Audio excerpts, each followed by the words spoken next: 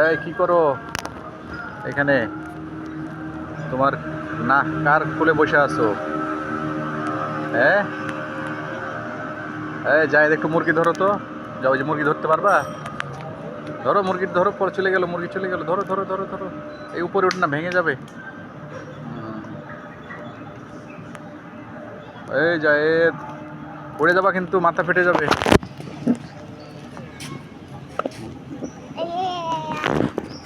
এই মুরগিটা ধরো, মুরগি মুরগি মুরগি ধরো তো, যাই আমি ধরে থাকবো। আমো দেখো শুইছি।